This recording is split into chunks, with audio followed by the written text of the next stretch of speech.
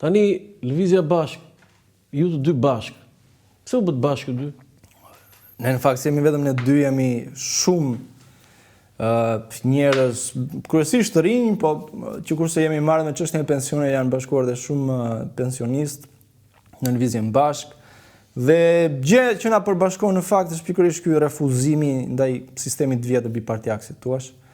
Ndërkohë që marrëdhënia jon, jo thjesht e imja me Arlindin, po e gjithë dhe ne brenda Lëvizjes Bashk është një marrëdhënie e ngritur ndër vite, jo thjesht në këto. Ju keni qenë në shkollë bashkë, keni një lidhje. Jo, ne jemi si u puqët me idetë marksiste me derivat social-demokrat? Po jo detyrimisht idetë marksiste, se shumë kush brenda Lëvizjes Bashk, edhe që ka qenë, edhe që vazhdon të jetë, nuk është se duhet se s'bën të ketë të njëjtën linjë ideologjike, shpeshherë kemi pas debate brenda nesh, pra.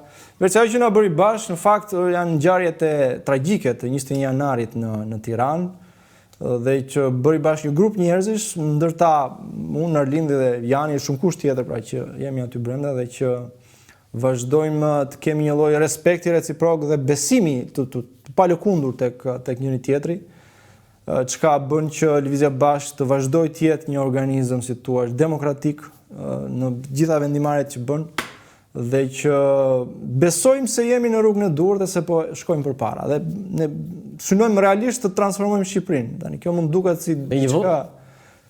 si diçka e paralizueshme nga pozita ku flasim, po para pak muajsh nuk kishim asnjë përfaqësues në kuvend. Po pra, zgjedhjet e tjera mund të kenë 2 për shembull. Pastaj zgjedhjet e tjera 3, siç thash, pra ka javë që ndodhin dekada, pra në zgjedhjet e tjera mund të përfaqësohemi me 15 deputet. Që leninist ti që me na një thua ti do të bëj revolucion. Tani më thuaj cilësinë më të mirë që ka Arlind Qori. Okej, ndoshta cilësia time më e mirë është që është i pakorruptueshëm. Po s'është vënë provë? E di, po me atë që e njoh unë. Sepse gjithë si kanë qenë këta që u bën kryeministra e ministra, se ti si ke njohur.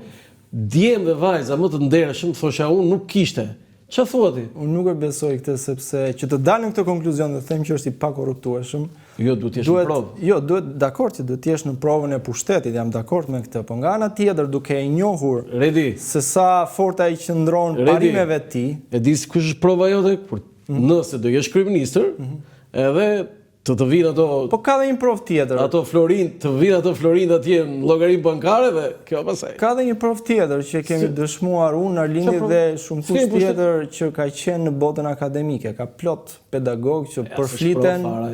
Që përfliten, që abuzojnë me studentët në forma nga më të ndryshme, jo thjesht duke marrë para. Prova është pushteti, se pushteti ka lloj-lloj korruptimesh, nuk është thjesht si një provim që mori X lekë dhe i dha provimin. Pushteti i korruptueshëm është edhe ai që një i afërm i yt mund të marrë diçka, një favor. Edhe fakti që edhe pse unë besoj se i kemi kapacitetet intelektuale, askush prej ne nuk ka zgjedhur të përfshihet tek partitë e vjetra politike, por kemi zgjedhur të hyjmë detit me këmbë, si më thënë, nëpërmjet përpjekjes tonë, përmes qasjes tonë, parimeve tona, dhe sot kemi dalë me të përfaqësohemi në Kuvendin e Shqipërisë. Besoj se edhe kjo është një provë që po të ishim aty për të korruptuar, mënyra më e shkurtër dhe më e thjeshtë është të bësh drejtor, deputet i Partisë Socialiste, me pak fjalë, dhe jo të jesh kundërshtarit. Çfarë defekti ka Arlindi? Çfarë defekti ka? Nuk e di, shpeshherë ndonjëherë është i beson më shumë se ç'duhet, ndoshta i qasjes vet, edhe ai qasjes vet, jo tjerëve. Qasjes vet, po. Se kujtova se the beson tjerëve çik më shumë se ç'duhet. Këmbgul ndonjëherë shumë te qendrimi vet. Po thash edhe një herë, e mira e Lëvizjes Bashk është që gjithçka, çdo vendimarrje është kolektive, kështu që gjithçka zgjidhet në mënyrë demokratike. Nuk keni vënë provë, jo. Nuk keni vënë provë. Foto tjetër? Kjo është qeveria Rama e rindërtuar, si thoni ju leninistët. E rindërtuar. Tani kjo është në ndërtim e sipër në mënyrë të vazhdueshme. Jo, e rindërtuar. Se çdo 6 muaj ndryshon gjysma e qeverisë. Po e ka luksin, 83 vota bën çfarë dojë. Ti se shqetëson me vota jote është kot. Shiko, mua po të më pyetësh është për gjysmën e tyre, ndoshta e kam të vështirë pa e lexuar emrin poshtë për të thënë se kush është ministri i mbrojtjes për shembull. Dhe ç'kontribut ka ai në jetën e vet profesionale për të arritur postin që të jetë përgjegjës për mbrojtjen e Shqipërisë, le të themi. në aspektin ushtarak. Kështu që më duket thjesht si një kabinet teknicienësh, një lloj sekretarësh të Edi Ramës që janë aty për të formalizuar ato marrëdhënie informale që Edi Rama ka ngritur me botën e oligarkisë ekonomike dhe të krimit organizuar. Janë thjesht asnjë nga këta këtu që ti vlerëson? Nuk, politikisht nuk vlerësoj asnjë prej tyre. Politikisht, këta janë ministra këtu, politikisht ti mund t'i vlerësosh ose jo, por në parlament, po këtu janë ministra. Për qëndrimet e tyre politike. Këtu ke edhe pedagogë. Po, dakor. Po them për qëndrimet e tyre politike, për koherencën jo, si ministra, këtu për punë si ministra, them. Po mirë, në fushën e tyre më thuaj një arritje që ka në një fushë të caktuar njëri prej tyre dhe them po ke drejt. Evi Sala.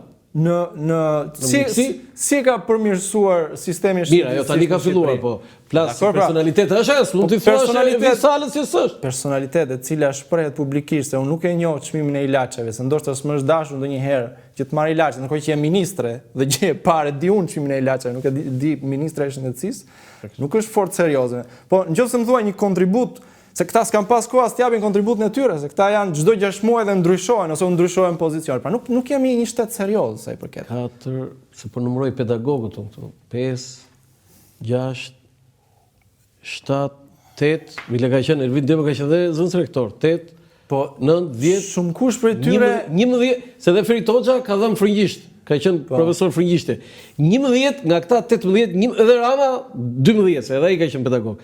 Nga 18 antarë të kabinetit Rama, 12 kanë qenë pedagog. Si puna jo? E çdo thot kjo?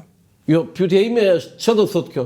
Se ti je pedagog. S'do thot asgjë që në momentin do të do thot që kjo është qeveri intelektuale, po ta marrësh në aspektin se një profesor, tani. Mjafton të hedhim syt nga sistemi arsimor për të parë cilësinë e produktit që ne nxjerrim, që praktikisht janë studentët me diplomat e tyre, për të kuptuar pastaj se cili është roli dhe pesha që ka një pedagog sot në shoqërinë shqiptare. Për mendimin tim, sistemi arsimor në Shqipëri është i rrënuar, duhet bërë edhe një herë nga e para. Nëse këta janë pedagog dhe shumë kush prej tyre me gjas ka dhe titullin doktor, jo, dhe profesor këtu. Ti je i bindur, doktor, profesor, akademik, çfarë dush ti? Ti je i bindur. Jo, akademik, që nëse analizojmë punën e tyre shkencore, ke për të parë se mbi 90% prej tyre do të dalin me plagjatur. Dhe kjo është një zoti Mushi, se ti se di. Po nuk e di. Do ta vërtetosh? Po unë kam qenë në botën akademike, kam njohur shumë kolegë dhe prandaj po them, nuk e di sa prej tyre janë pedagogë dhe sa kanë dhe gradën doktor. Thashë 12 janë pedagogë. Që në momentin që ne nuk kemi një sistem që ta analizojë dhe ta marrë në konsiderat të gjë, atëherë mund të spekuloj se shumë kush prej nesh.